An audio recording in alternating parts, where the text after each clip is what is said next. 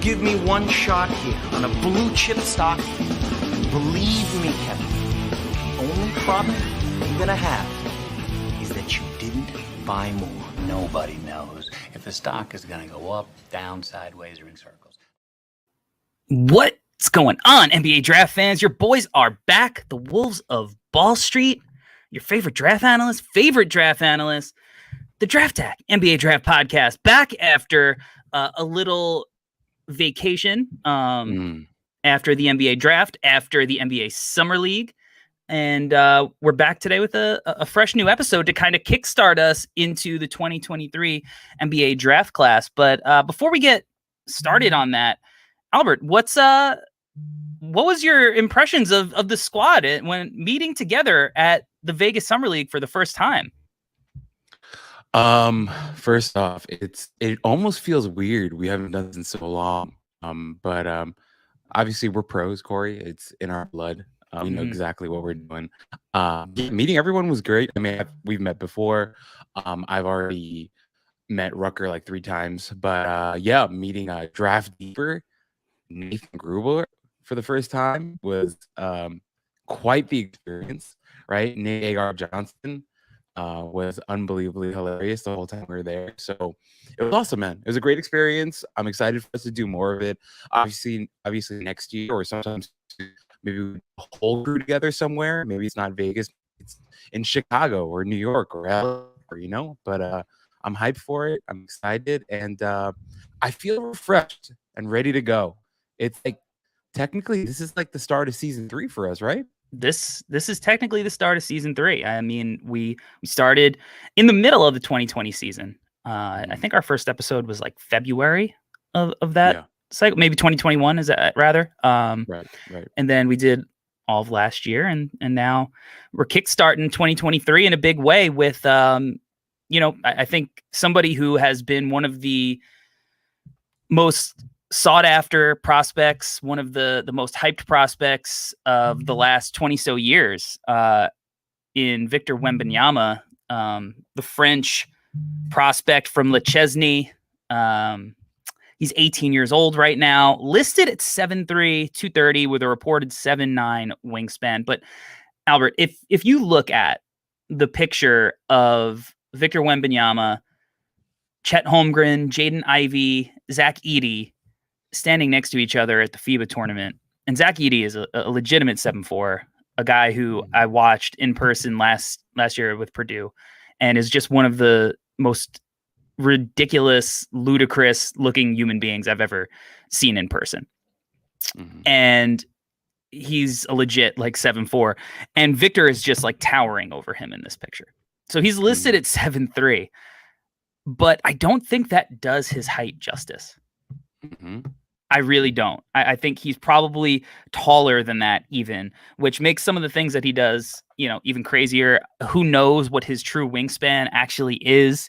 I mean, if it was close to 8 feet, it wouldn't shock me.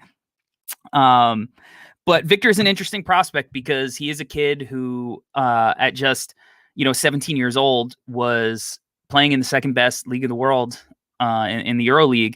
Played 13 games there. Split that with 16 other games, the LNB Pro A League. In the combined 30 plus games that he played 17 minutes per game, averaged 7.5 points per game, 4.2 rebounds per game, 0.6 assists per game, 1.5 turnovers per game, 0.6 steals, 1.8 blocks. Again, that was only in 17 minutes. Shooting percentages, if you're not too familiar and you've just followed along with clips and videos, you're probably going to be taken aback by some of the percentages, but shot 41.5% from the field, 27.5% from the 3-point line, 68.4% from the free throw line, had a true shooting percentage of 49%. His stock price, I mean, he is pretty unanimously the number one prospect in the world, has been for years, probably would have been the number one prospect definitely would have been the number one prospect in this class coming out if he was eligible. He just missed the cut. But currently, ESPN has him at 1. The Athletic has him at 1. Tankathon at 1. Bleacher Report at 1, SB Nation at 1. He's the number 1 guy in this class. He is the prize. He is the reason that the San Antonio Spurs have, moved off of DeJounte Murray.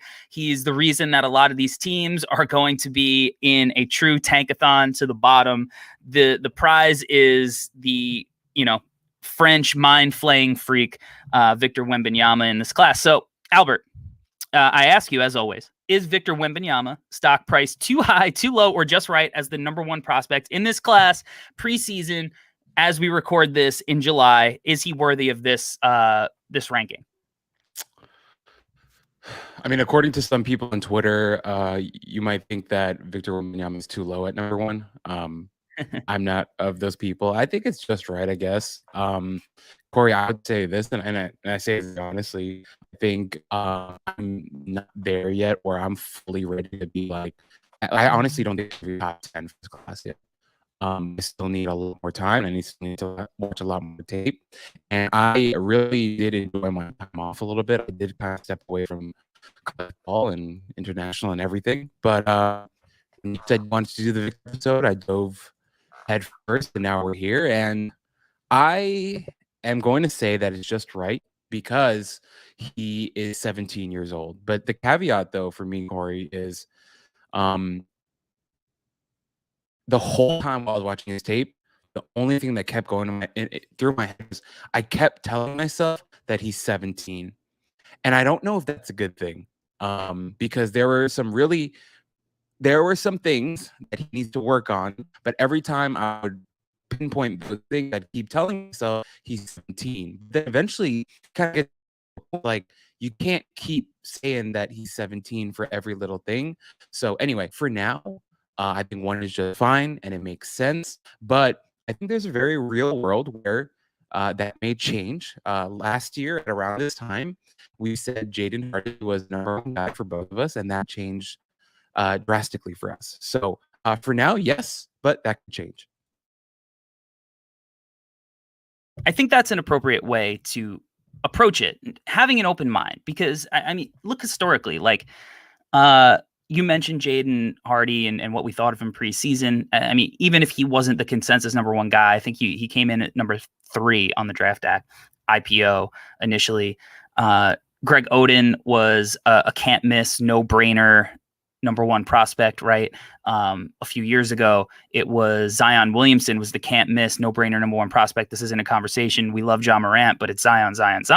And, I think that's more of a conversation for a lot of people now. I don't think it's so cut and dry. I think that historically, we see that a lot of times when we build somebody up as this generational can't miss prospect, especially too early, right? That you put a lot of pressure and things change and guys are this amazing generational prospect until they aren't. So I think that's an appropriate, I mean, I think that, because I've been diving into a lot of the film of this class, I think he is the number 1 prospect in the class. I mean, what he's doing at his size in flashes, and they're definitely flashes, is really impressive. But a lot of it is a little bit theoretical right now. But I do think this is an important episode. It's something that I want to be at the forefront of. It's something that I want to talk about early, because I think that there is a little bit of a nuance that's lacking with Victor Wembanyama, right? I think that a lot of people just watch the clips on YouTube, on Twitter, whatever, and they're not actually seeing that there are a lot of parts of Victor's game that need a ton of work. And as you mentioned, what you do have to come back to is he's 17. He's playing in the Euro League for a lot of his, his minutes last year, and he's competing. He looks like he fits in. He's doing things that you're like, wow, that was really impressive for the Euro League. But also the numbers weren't there. This isn't necessarily a Luka Doncic situation where he's out there dominating against these guys, right? He's having maybe some dominant flashes, but he can't put it together consistently. I've read there are people who said he's Rudy Gobert mixed with KD and Anthony Davis. Nice. That's insane. Yeah. That's an insane thing to put that onto a kid is it's borderline irresponsible, because everybody loves propping somebody up until they can tear them down. And when you put those expectations on players, I think it's really, really unfair. But that doesn't mean you can't explain your excitement with certain players without like making these hyperbolic, like crazy predictions or whatnot. Right. But I do think he is, one of the more interesting prospects that we've seen come across, the timeline over the last few years. Right. And I think that it's interesting that I think our last full episode that we did of the Draft Act podcast was Chet Holmgren. And now the first podcast that we did coming back is Victor Wembanyama, who in a lot of ways is similar to Chet, and then in a lot of ways I think is very different than Chet. But I think that evolution, showing where this game is going with the length and the skill and the finesse, and how important that is, and maybe is the future of the big man position, is really interesting. So I'm excited to talk about him. Do you want to start with Victor's offense or his defense? Can we go offense? Yeah, of course we can go offense. That's why I asked you. That was giving you the choice there. Yeah, I don't know. Let's do it. I'm ready. Before we do that, I need to we're live on YouTube and the bots are already out. Let's go. Naked HD. The porn bots are already out. So let me block them quick. Geez, just out. They out here. All right. So shout out to everybody watching on YouTube. Throw your boys a like, a share, and interact with us in the chat when as we're moving along with the episode. All right, let's talk about with Victor. I think at potentially 7'5", right? Potentially a 7'5", 7'10" wingspan. I don't know. Just absolute, like literally, I've been calling him the mind flayer from Stranger Things because he's just all consuming and frightening. Yeah. But to see a guy like him shoot the ball is crazy because he's already so tall. He's got a pretty high release. It's very smooth. He can shoot it over anyone. And he's shown signs of not just being like a one-dimensional shooter, which I think is interesting. So even though the 3-point percentages aren't there, I do think it's interesting that he's a versatile shooter in that he's not just standstill. You can also run him like off movement, and he's shown that he could hit off movement. So even though he's shooting, sub 30% from the 3-point line, Albert, like, are you at all optimistic? Do you think that it's kind of just like he knocks him down? Maybe he's going to be overrated as a shooter. I mean, where are you at with him as a shooter? Where I'm at with him as a shooter and him offensively overall, Corey, is as you've mentioned, and I think it's really important for us to preface this whole conversation by saying that there are many flashes with his game. And that's why he shows up on Twitter and Instagram a lot, because he has all those flashes. My problem is when you watch the full games of Victor Wembanyama, my question that I kept asking myself, and I have written in my notes, is I don't know what's the best part of his game offensively right now. I think a lot of his game offensively needs a lot of work. But I will say this: I was watching this game. He's playing against AX Milan, which, from what doing some Google research, is a team in Italy that has a ton of former NBA guys. Melly was on that team. Malcolm Delaney was on that team. Whatever. Hit really nice shooting off the catch. When his feet are set and he's balanced and he's locked and loaded, the jump shot looks great. It looks fantastic. I think where I'm at with him right now, though, and it's something that I'd like to see him work on this season, in his final season in Europe before coming to the draft, hopefully, probably a lock. I'd like to see him work a little bit, shooting off the dribble. That part of his game I thought was pretty damn sloppy, in my opinion. But once again, he's really young and he still has another season left in Europe where he's going to work on that and he's going to develop on that. So once again, for our listeners out there, I'm not smashing the kid. I think that's just something he's going to work on this season. And I'd like to see him continue to try that, try to continue to work on that and see him improve. But as you mentioned, Corey, the percentages are the percentages, right? And sometimes we put too much into percentages, sometimes we put too little. But in this case with Victor, I think it shows in the tape when you watch him actually play, and also it shows in the numbers. It's something that he needs to work on. But once again, I do want to say in that AX Milan game, he hit 4 or 5 threes, all of them off the catch. Little pick and pop action. I rarely saw him do much of the pick and roll stuff because there's a lot of reasons behind that, but he likes to pick and pop. And when his feet are set and he's balanced and he's squared up, it looks fantastic. So for now, I guess that is his best trait. I don't know, honestly, Corey. But I'd like to keep diving into his game. The question that I wanted to ask you, though, and this is for me asking you as our resident shot doctor. I felt like he was missing along a lot. And that might just be me, but Corey, can you give us a little bit of a breakdown of his jumper in general? Because I think aesthetically it looks very pleasing, but once again, the production is not there yet. And he was missing a ton. So wanted to get your feedback and analysis on that. Yeah, I mean, I think that it looks pretty good. I think he's, like you said, I think spotting up is going to be kind of his bread and butter as a shooter. I know he can do a little bit of the other stuff, but his first few years in the league, I think it's very much so going to be like, hey, are you reliant a little bit on a creator, getting you open? That way you can confidently step into a shot. I think when you look at some of the numbers split between the two leagues that he played in last year, you could see like the EuroLeague numbers are drastically lower percentage-wise because, I mean, it's the second best league in the world. These guys are longer, they're stronger, they rotate quicker, and I think that, that's something that sometimes you see. Sometimes it feels like he's a little bit rushed in his shot because when he has time to get it off, it looks very smooth. He's got good follow-through. He's got a high release.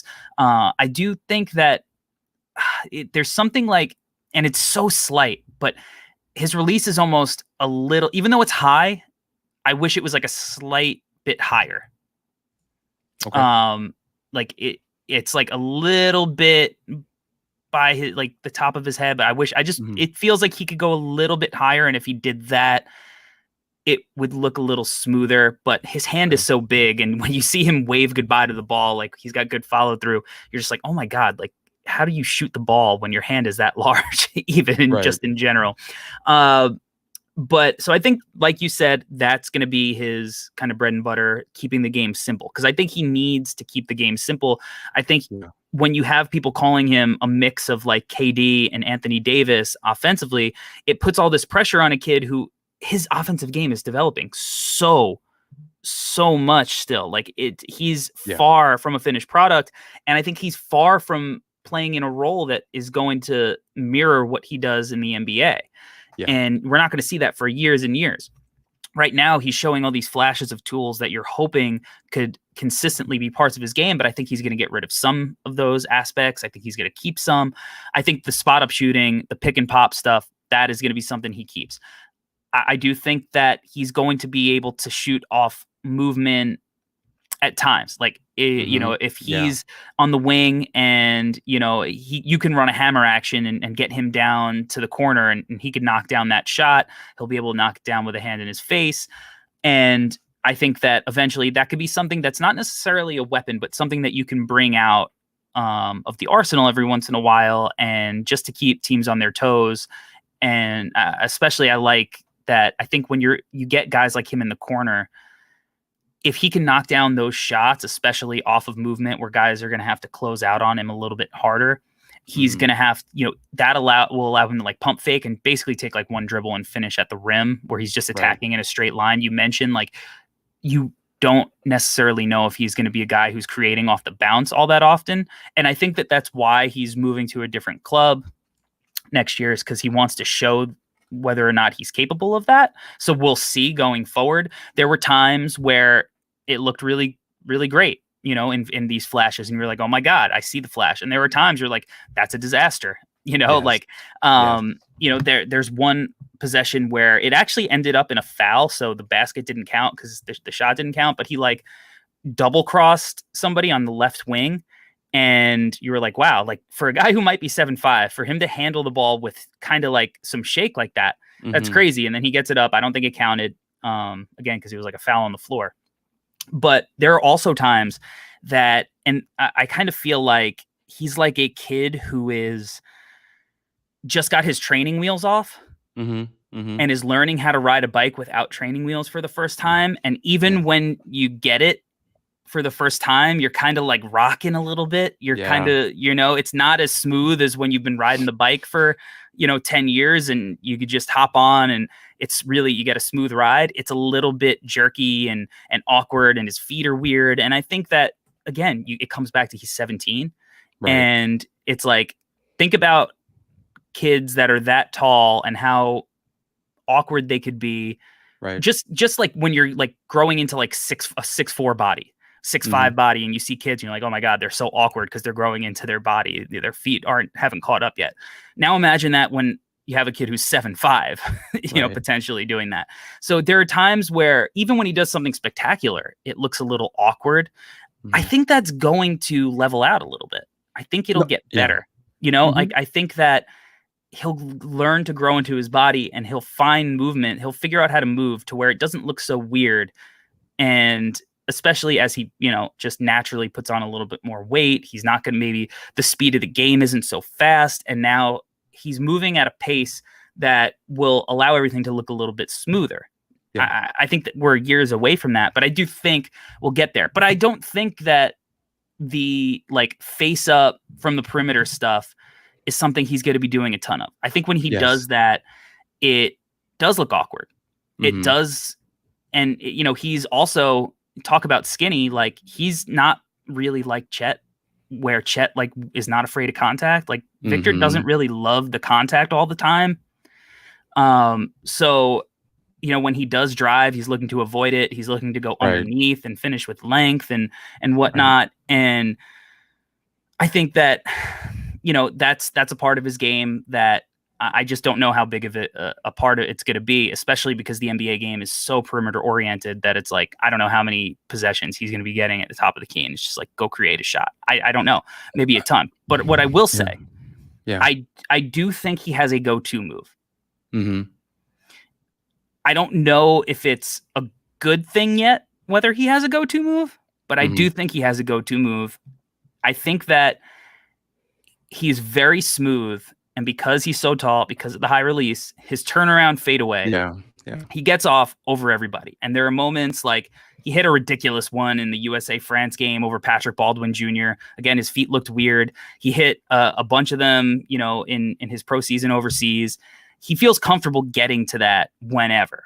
My problem is he gets to it whenever. He settles for it a lot. So and you look at the percentages, numbers are numbers. They're not going in enough. I don't know if he's going to be good enough as a shooter to be so perimeter based, I guess is my concern. No, Corey, man, you just hit on like 40 different things. I know. I went off on a tangent.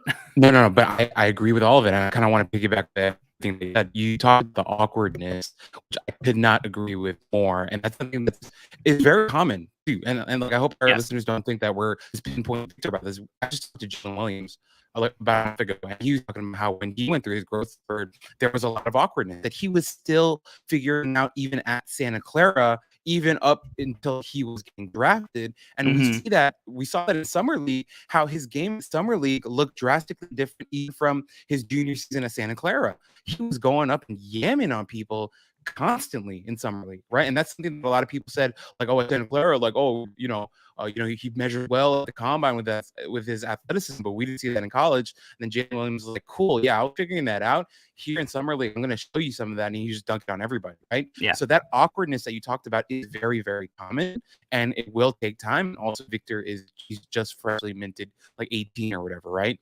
So I do want to say that the face-up stuff, Corey, is something that I felt those veteran guards in Europe, they were like sharks in the water. Like, they could smell the blood, and they were crowding his space. They were being active and physical with him. All the guys like 6'3", 6'5", whatever, they were just crowding him and saying, like, dude, you can dribble and all that.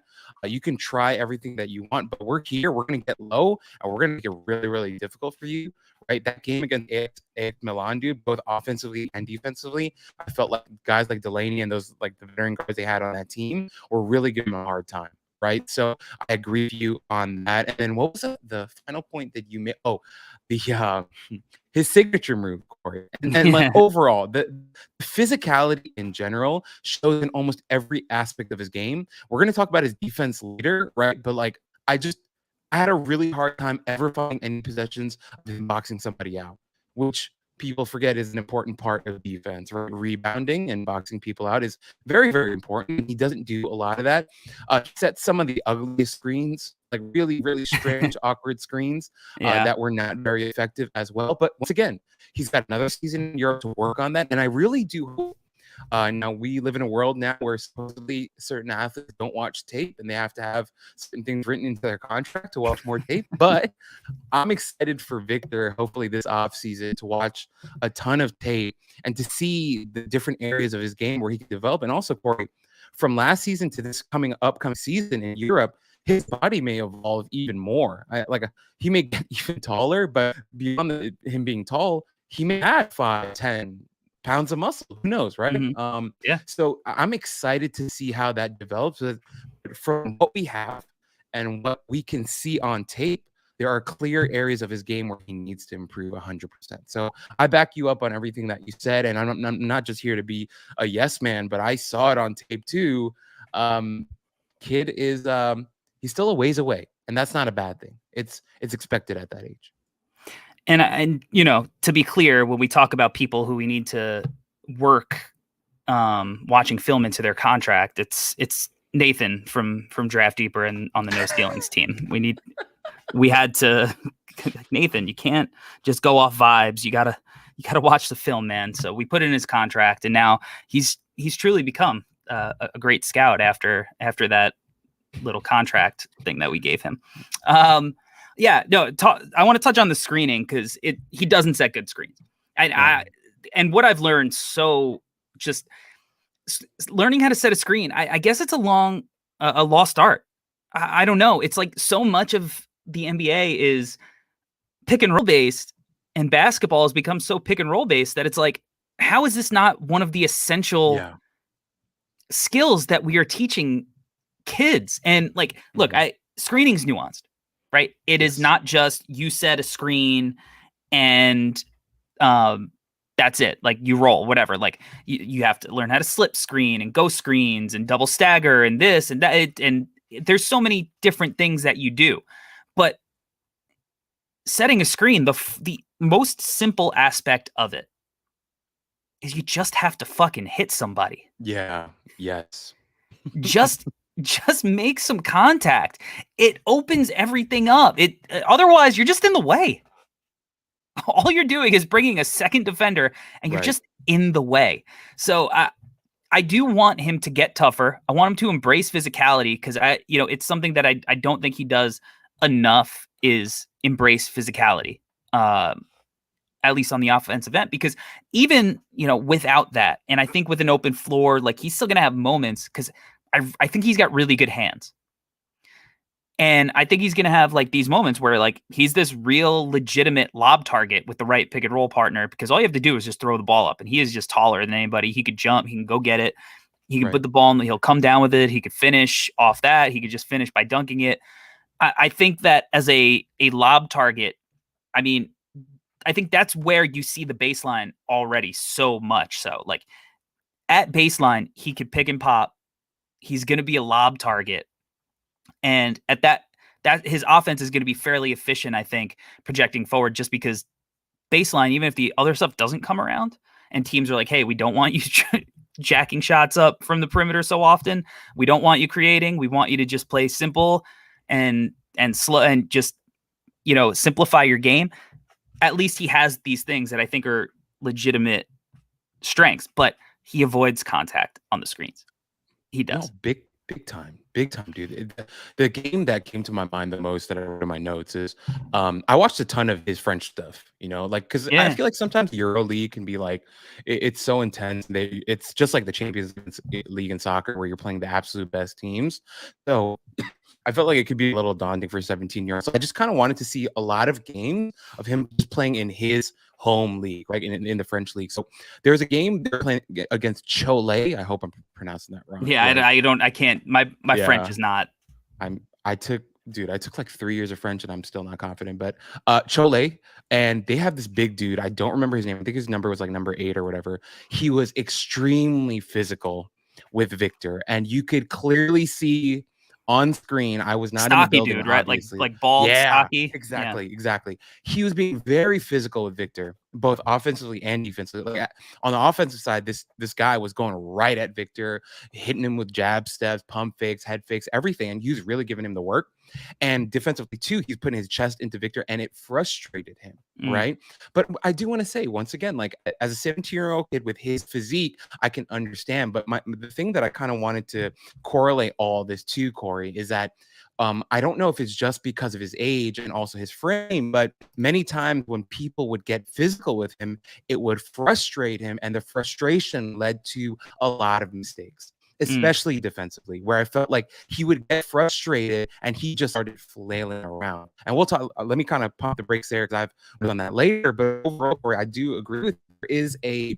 He's not very excited to engage in any type of physicality, and I'm hoping he, maybe adds a little bit of muscle, or maybe it's a mentality thing, right, where he just embraces the physicality of the game. But overall, there were times where the physicality would fluster him, and that's something that is a mental thing that I think he's going to have to work out in the upcoming season, because the NBA will also be very physical at times, and there are going to be monstrous dudes who are going to hear all about him being the next unicorn, the next KD, the next whatever. And they're going to come for his neck every single night. And he's going to have to find the mental fortitude to not let that fluster him, because even in the Euro League, these Euro guys, some of them are, tough guys, and they went after him, and they wanted him to know that we're going to be physical with you from the jump. So I think the mental fortitude aspect of it is something I'd like to see him improve upon as well. Yeah, there's like in the FIBA USA game, and let's put this narrative to bed. Okay, let's do it. That Chet, he bitched Chet Holmgren around in that game. If you are telling me that, what you're actually telling me is that you actually didn't watch the game. And if you did watch the game, what it tells me is, well, you don't know how to watch basketball. And I don't mean that as an insult. It's just, you have to pay attention. I went through, and because I probably watched the game 4 times. I rewatched it today. Like, the first quarter, Chet outplays him. Like, Chet's responsible for the first 9 USA points, either scoring or assist. There's a possession where he beats him down the floor for an easy dunk, and like that's something that you see later in the game with Patrick Baldwin. Like, Victor doesn't like hustle back like that. Then the second quarter, I don't think they match up until like the 2-minute mark. And like there's no scoring on him. He's got a couple of like they don't even guard each other for the most part. Like, right. Like he spent more time on Kenneth Lofton Jr., on the Creighton big that was on that USA team. Like, they weren't even guarding each other for the most part. So let's put that to bed, that he dominated Chet Holmgren or whatever. It's not to say that he didn't have a great game. He had a great game. Right, but to say he dominated Chet Holmgren is an insane thing. But there's a possession against Chet where Chet's lined up, he's guarding him out on the perimeter, and he tries taking him off the bounce, and Chet's just staying with him, and Chet's long as hell too. And he tries to do this like up and under thing, and he tries finishing with his left hand, and it's awkward, and it's just a wild miss because he just didn't want to try to like yam it on Chet and draw a foul. Right. And that's something that I think is where he needs to get tougher on the offensive side. He just needs to, if it's not coming off like a putback, he's like an insane garbage man too. If it's not coming off that putback, like he's just not embracing the physicality enough. And like you mentioned, a bunch of different points like on why, and especially in the Euro League, but like in these leagues, like guys are going to test him. You're generational. Okay, show me. Right. So that's something that I think he's got to work on. But he has all these skills as a big man too, which like down on the block that are really interesting. I think he's got good touch out of the post. He's got good footwork that I think, like, for me, I would rather see him try to maximize that aspect of his game, because he could literally be Kareem like on the block where he's so much taller that there's nothing you can do. All he's got to do is get vertical, raise his hands as high as possible, and you cannot block his shot. I would rather him learn how to maximize that part of his game than this funky perimeter stuff that just really hasn't paid off yet. And again, he's 17. You have to come back to he's doing this at 17, right? That's great. But there are parts of his game that are, I think, could be better going forward than other parts. And I think if he learns how to be efficient down low, it could open up a lot of things. Especially because I want to touch on his passing. I just want to transition there. Oh, yes. I heard somebody say, like, I watched like a video or something, or maybe I was reading, and somebody like compared it to Jokic even as a passer. And I'm just like, yo, what the fuck is everyone watching? What is everyone watching? Like, he averages like twice as many assists, and it's turnovers than assists.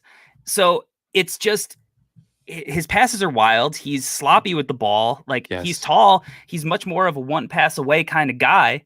Again, there's been a flash here or there, but like, to force him in this like role where you're like, he could be one of the better passers from the spot, I don't think he has the touch or the feel. Like, he overthrows guys on entry passes all the time. There's a lot of things that I just don't know if we're watching beyond highlights with Victor.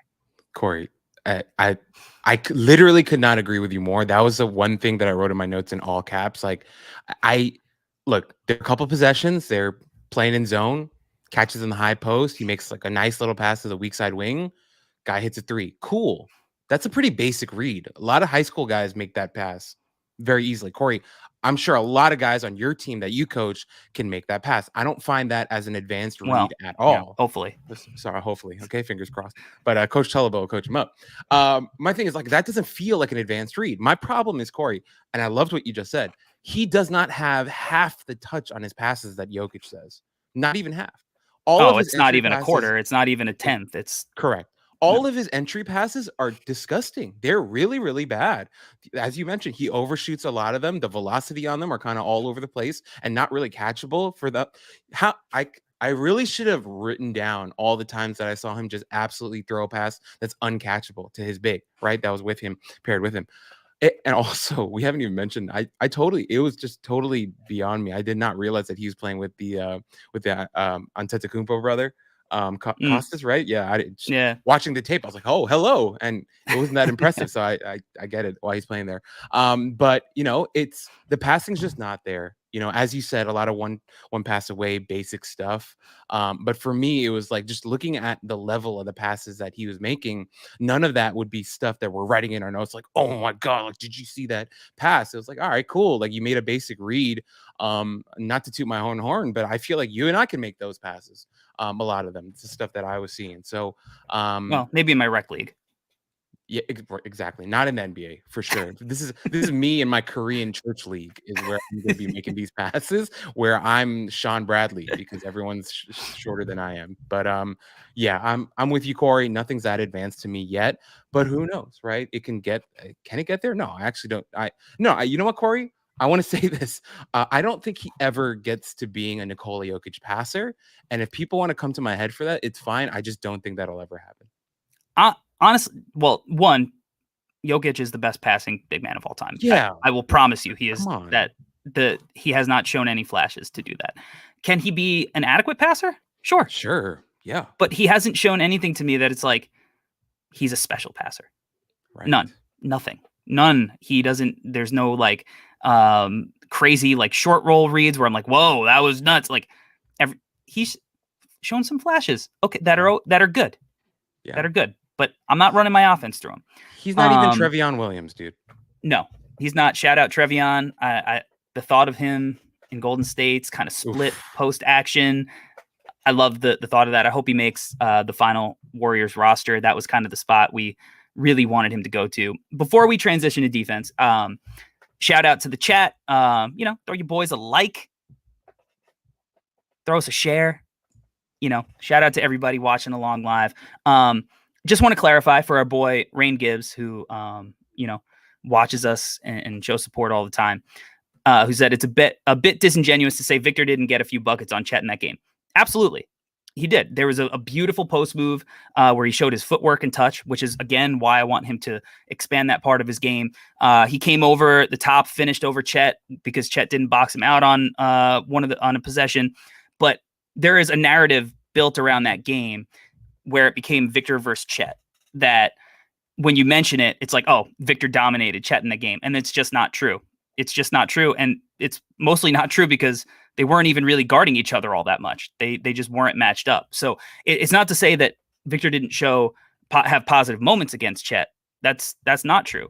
And because I think that they both had positive moments against each other when they were matched up, which was not all that often, frankly. Like, they threw number 25 on the French team, who was like a wing. That's who guarded Chet the majority of the time. Yeah. In that game. Yeah. So they just weren't matched up on each other. So I just want to clarify that. It's not to say that like Chet fully outplayed Victor, Victor fully outplayed Chet. They just weren't even really matched up on each other all that much, was my point there. Albert, we're going to take a quick break, and then we're going to touch on his defense.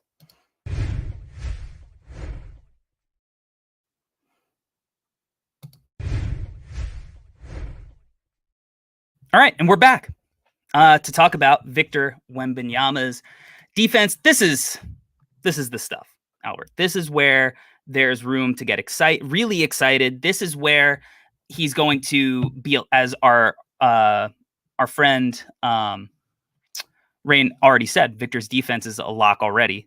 I would tend to agree with you on that. He's just such a physical freak that there's so much that he does well already, that this is why he was playing in the EuroLeague, because it wasn't for his offense.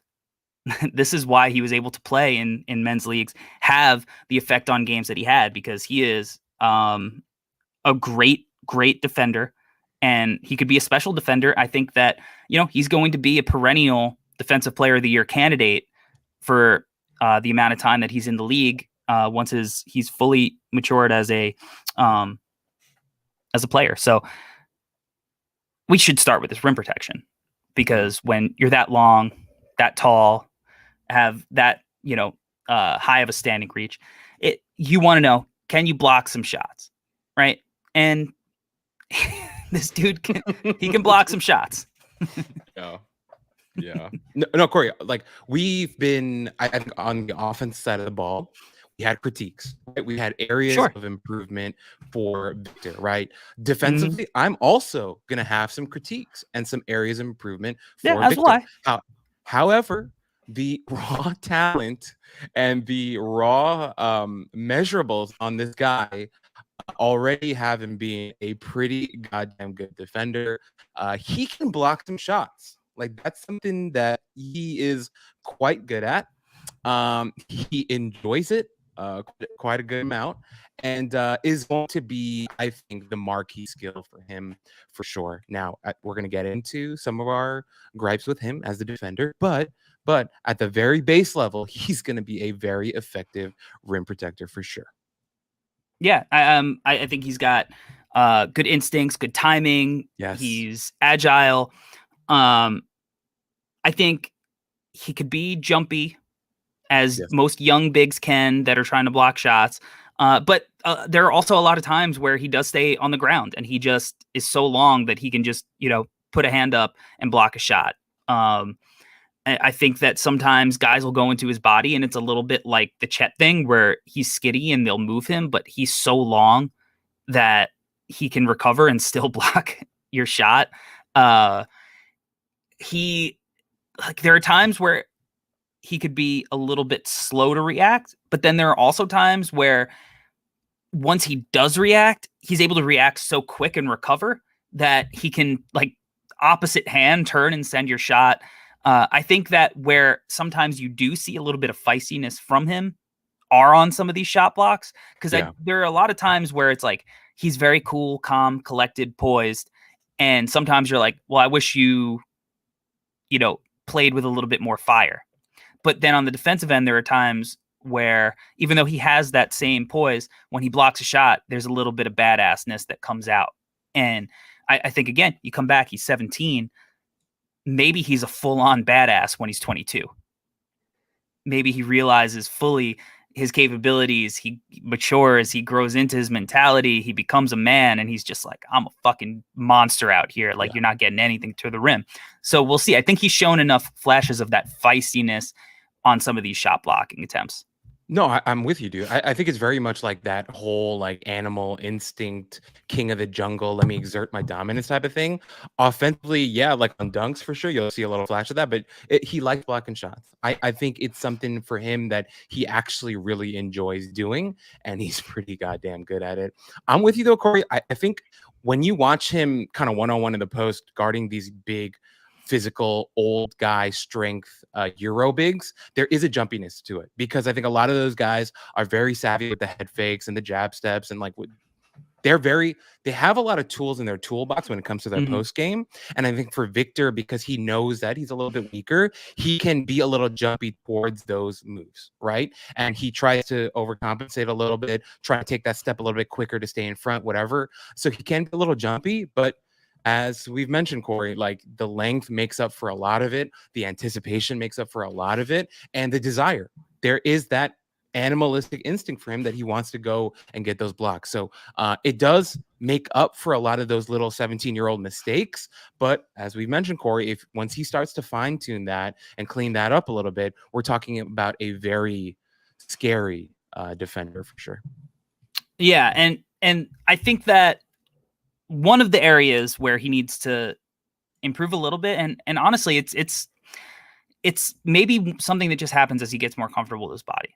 I think that he's just so big that sometimes his load time on jumps, like if he's got to come from, he's on the weak side and he's got to come over to help protect the rim on like a drive or something, there are times where he gets there late and it's not necessarily from reaction, like he's in good position. It's just sometimes like he just can't get there in time physically because he's so tall. And sometimes like, he'll pick up a foul. Like foul trouble is an issue with him, right? This is something that, is something that a lot of young bigs deal with. Foul trouble. It's something that a lot of shot blockers deal with. And it's something that, I think he's going to have to learn to deal with as he's out there, like, especially offensively, is if he's going to take on a bigger role, that means he might be a little bit more tired defensively. Right. Sure. And he's going to have to learn how to balance the offense and the defensive side of the ball, because look, you want him on the floor for his defense. He's probably going to be on a team in the NBA that has a number one option. Even you look at all of the teams that are most of the teams that are going to be in the sweepstakes for him this year, maybe Houston, maybe Detroit, maybe OKC. A lot of these teams already have like their go-to guys, right? Like you don't need him to be your go-to guy. I guess maybe San Antonio, but maybe they're hoping Primo or Wesley or whoever. But for the most part, it's like the defense is what you want. So you want him on the floor. You want him to be out of foul trouble, and because of his reaction time, sometimes he gets himself into a little bit of foul trouble. So that's something he's got to clean up. I think he averaged like 4.9 fouls per game per 36 in Europe last season. So no, I'm with you, Corey. And I think because of the size and the mobility, he moves incredibly well for his size. His team asked him to guard out in the perimeter quite a lot. And he picked up a lot of fouls guarding 3-point shooters. You go to that, watch one of the games later in the season when they play against Paris, right? He fouled maybe 2 or 3 guys on 3-pointers, and it looked pretty gnarly. If you watch those possessions, he straight up just flailed himself at the shooters, and it was not clean. It was not a textbook closeout. It was really, really sloppy, and it led to fouls, right? That's something he can work on, though. These are things that with coaching, with fine-tuning, can develop and get better at. But I'm with you, Corey. The fouls are pretty gross sometimes. Even the game against Le Mans. No, not Le Mans. Dijon. There was a smaller guard. And so, Corey, this one was interesting to me that I wanted to ask you about. They I is this don't. the game? They put a whooping on them, right? Yes, yes. Yeah. But there was a smaller guard on that Dijon team who was consistently getting switched on. Well, sorry, Victor was getting switched on to him defensively, and he Mhm. actually, like, oddly, was never afraid to put up a jumper against Victor. And I didn't know if it was like this FU energy from the guard who just didn't want to show any type of hesitation, was just putting them up. But there also was this thing that I noticed in a lot of games that over the course of the season, these guards were hoping to either get fouled or to have Victor come out too far, and then they would kind of just blow right by him. I've mentioned him many times before, but Malcolm Delaney, that game when he's playing for AX Milan, he kind of walked by Victor. I think it was early in the first quarter. He had this nice like in and out move, got right by into the basket. And I think later on in the season, I think these players start to realize that Victor can get a little bit sloppy guarding out in the perimeter, and the smaller guards, more savvier guards, were trying to take advantage of that. So I think that's something that Victor is going to have to clean up a little bit when he's coming out to contest smaller guards, being a little bit more disciplined, not flailing his body and his arms all over the place, and just being a little bit cleaner on that end. I think will help him a lot, because a lot of these veteran guards were starting to smell that out a little bit. I think that guarding on the perimeter, so it's hard. So there's the nuance. I think it's both a strength and a weakness of him. I think it's his biggest weakness when guards actually put the ball on the floor and drive on him. I think that going back to kind of like his foot speed, like, could be a little slow sometimes. Guards were not really afraid to drive on him, because once you get a step on him, it's almost like you can create enough space that even though he's long, he's probably not going to really recover if there's like, especially if there's no help there. Like if it's just an open lane, if he's what's standing between you and the rim, that's probably going to be something you can attack. And there was countless examples of that throughout his season that he struggled with. But I actually thought, and of course, like if you're guarding shooters on the perimeter, sometimes just by the nature of the fact that you're contesting them, you might foul, right? And NBA shooters draw fouls at the 3-point line, especially with the volume so up with shooters, you're going to foul sometimes. But I'm not really worried about that for him. Because I actually think that's one of his biggest strengths is if you're getting a shooter to settle for a jump shot over him, I think that's a major win for Victor and the defense, because he is so long. And I think that he's good getting low and wide, but still being able to contest with high hands, that it's just such a difficult shot. It's literally like, if you've ever seen, training videos, if you've ever used them, you follow like an IG trainer, they have those wiffle ball bats with padding on them that they use to kind of to act as, because they're not tall enough to, like NBA players are. So they use those to kind of act as the length. That's kind of what Victor's arm is. So it's kind of like shooting over one of those. So for me, if he's forcing guys into jump shots, that is a big time win. But getting switched onto guards, he struggles with that. And especially his team didn't always have the best positioning in help. Right. So, they didn't make it easy on him. So instead of like, all right, he got blown by, but somebody's there to help, sometimes it would just be like a layup, or they would go reverse layup to use the rim as some extra protection. I think that was a struggle. But I do think as a perimeter defender that Victor did really well on forwards and larger perimeter guys. I think that kind of like the more wingy guys who aren't as quick twitch as guards are, I think that he did a really good job on those kind of guys. He did a good job on Chet when Chet drove on him. Similar to how Chet guarded him and made it hard. He was able to stay hip to hip with Chet and force him into a tough layup as well in that FIBA game. So I think those bigger guys, maybe guys in like the 6'6" to kind of like 6'10" range, which the NBA is filled with, I think he's going to be fine foot speed wise, right? So, but yeah, if he gets switched onto a guard, especially NBA guards with NBA space, it's going to be tough. Now, what'll be like an interesting wrinkle is like, how far out does he even need to switch out on some of these guys? Like Trae Young was willing to pull up at 36 feet, right? Like Dame will pull up at 36. And a lot of times these guys are just willing to take those shots. Like they actually want to do that more so than get it to the teeth of the defense. It might be a big advantage to have Victor out there, because one of the things that you watch with his pick and roll defense is, and in his leagues, these guys don't have nearly the range of NBA players. Yes. These guys are shooting much closer to the 3-point line than a lot of these NBA guys are.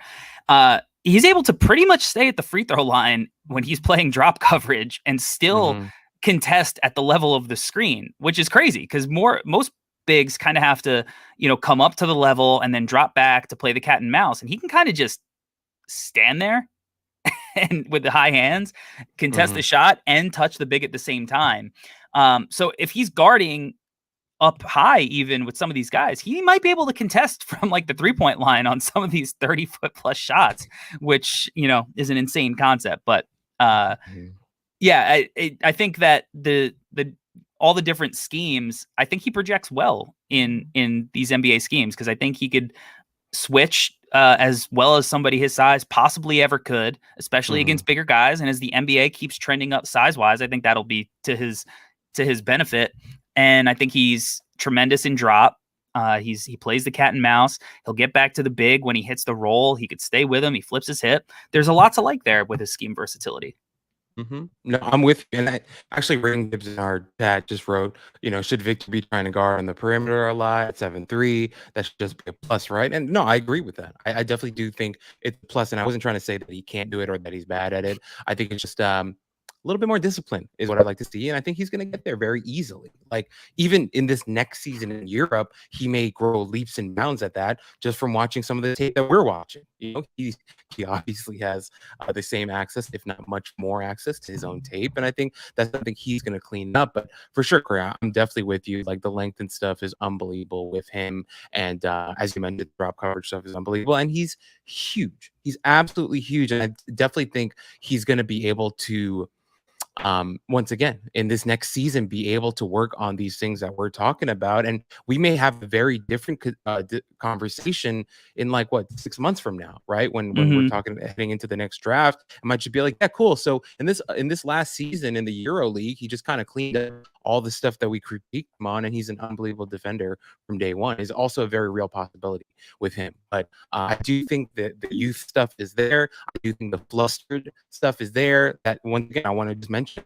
that Paris game, he was flustered a little bit. He was frustrated, and he fouled shooters with just being a little sloppy and a little bit emotional, which is a part of the game and happens, especially when you're 17. And I think that's something he's going to work on to be absolutely great. So I'm with you on that. So there, one of the questions that's kind of been repeated in the chat is people being worried about his health. Now, I don't want to necessarily sit and project his health going forward, because I am not a doctor. I'm not a sports scientist. I don't know about how he's going to hold up over time. Still Knicks fans, as does Victor have an injury history? He does. He missed part of his season, the end of his season last year with a stress fracture. I think he's had a bunch of other little injuries here and there. So yeah, he doesn't have a clean bill of health. I watched a video recently that kind of broke down every NBA player over 7'3".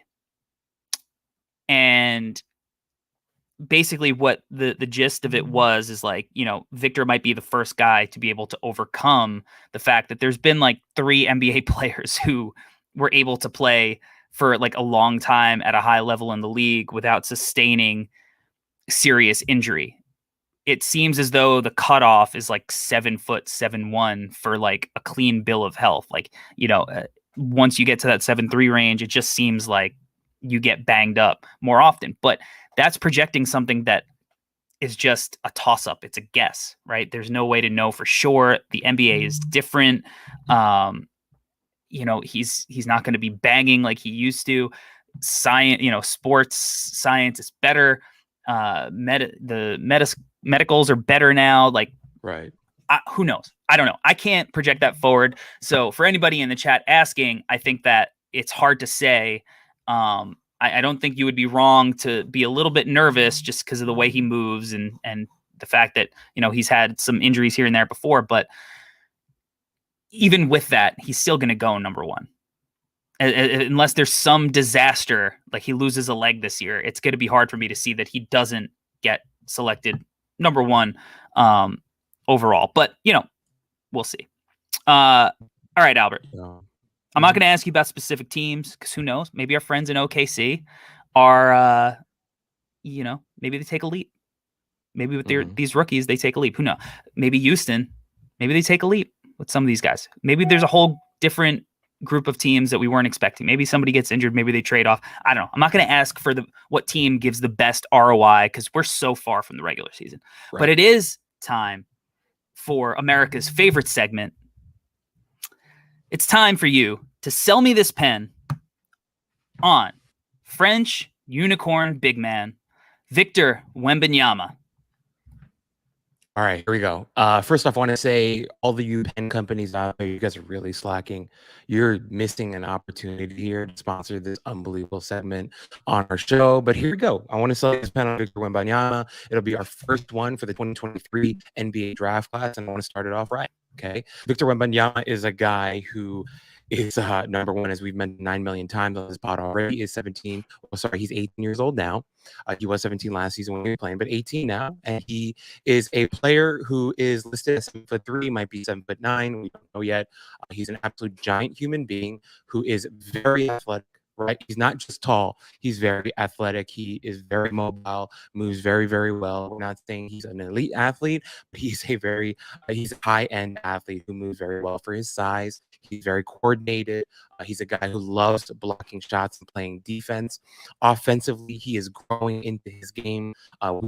We should imagine that in this upcoming season in Europe, he's going to grow leaps and bounds as an offensive player as well. I think his handle is going to improve. I think the shooting is going to improve. I think his physicality is going to improve. There are different areas of his game where hopefully, fingers crossed, we're going to see a lot of growth. And by the time he enters into the NBA draft, he's going to be an absolutely terrifying prospect. Right. If all goes well, now we're talking about an ideal world, right? If all goes well, he's going to be an absolutely terrifying prospect that you would love to add to your team.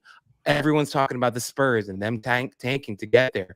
Well, they have a team that might be set up for him to go and be the number one guy. Maybe Doug McDermott might have something to say. He might be a little frustrated with these claims. He might want to be the top dog there. I'm not sure, but he is a guy that you would love to have on your squad to build around as of now. We obviously have to watch how the season goes. He may be easily the number one guy in his draft class. And we're talking about a very explosive, exciting, and talented draft class that he's going to be a part of. But Victor very may well be the number one guy now and the number one guy when the time the draft comes.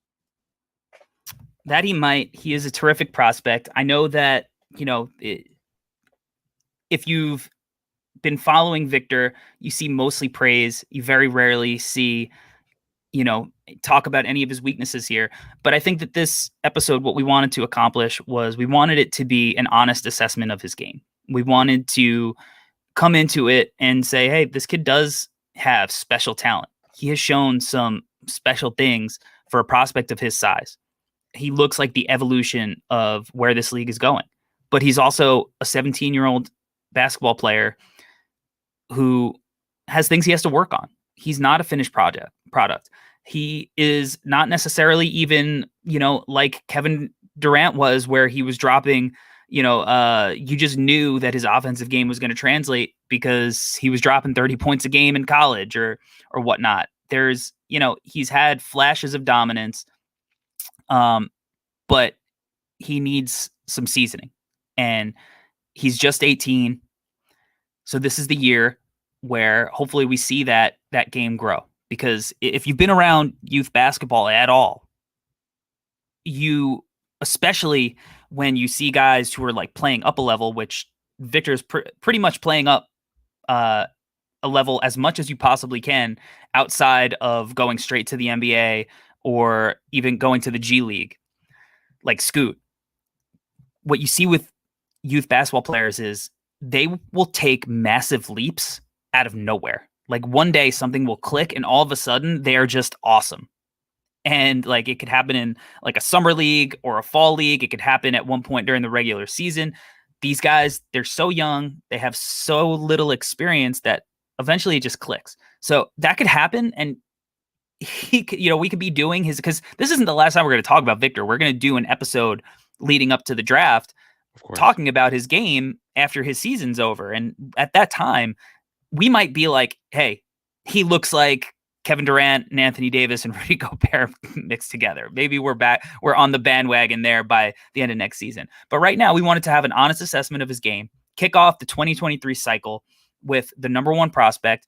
And we don't want to lie to you guys. We want to give you guys our honest assessment. We're not trying to hate. We're not trying to, get clicks or anything.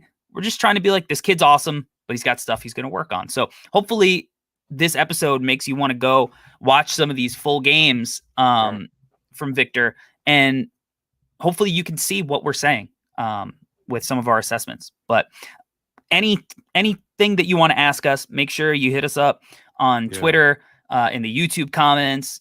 Make sure they're down there.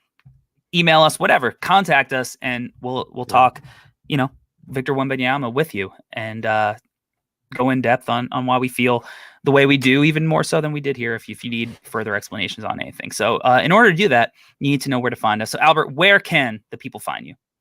Well, really quickly, Corey, before we go, I did want to say, as a heads up for you guys out there who are about to watch these full games about Victor, I want to give you a little bit of a heads up. Some of the French camera work of these games is horrifyingly bad. For whatever reason, when they run out of transition, the cameraman does not want to follow, and it's so late. Very confusing. I was so confused, dude. I literally wrote down a list of games where I was like, okay, the games again, the games Le Mans, Asvel, I don't know if that's how to say Dijon. Like a lot of these games, the cameraman is just not keeping up with the action, and you will miss out on some dunks. So, want to give you guys a little bit of a heads up. Laporte. Yeah, if I was pretty confused, Corey, as what the hell was going on, but it's a very common thing in French basketball for the camera to not keep up with the action. So, little disclaimer for you guys who who are going to get into these games. But you can find at Alberto Gim on Twitter is where you find me. I'm a part of the No Ceilings Collective. This is Corey and the co-host of this amazing pod, and it feels incredible to be back. I feel like I had a lot of fun talking about Victor, and as you mentioned, Corey, we tried to be as objective and fair as possible. We constantly mentioned the age and the youth, that we're not trying to, rail the kid and make it seem like he's terrible or anything like that. Corey, you and I are not clout chasers. We do not care about that at all. We just really want to give you guys as objective of a view as possible, and I hope we did that today. I think we did. And if you want to see Victor look like the player that people are saying that he looks like, watch the Laporte game where I think he has 25 points, like 5 threes, hits a ridiculous off the bounce into a turnaround jumper. Watch that game, and that's like, you're like, whoa, this dude is fucking legit, and he is. But there are a lot of other games where we had to give you objective analysis. So you can find me at Corey Tulaba on Twitter, NBA Draft Dude on YouTube, NBA Draft Dude on TikTok, NBA Draft Dude on Instagram. I've been trying to figure out the Instagram Reels, working on the TikTok, trying to, get the whole social media package set, because at No Ceilings, which you could follow it at No Ceilings NBA, we're trying to take over and dominate the space. So we're doing it everywhere. We have the saying, no ceilings is everywhere. And next season, that is going to be true. We are going to be in your face on every social platform. If you want to, I wrote about Victor a couple of weeks ago. So if you want to read a piece with some video chopped in to kind of see how I feel, and you haven't read it already, you can go to noceilingsnba.com and look for my piece on Victor. I wrote about Quentin Grimes with Tyler Metcalf last week as well on noceilingsnba.com, which is free to subscribe to, and you'll get work delivered to your inbox all throughout the off season. And then once the season starts, Monday through Friday. And again, it's free. So that's going to do it for us at the Draft Deck NBA Draft Podcast. We appreciate you all for rocking with us. We are excited to be back. We are out. Peace.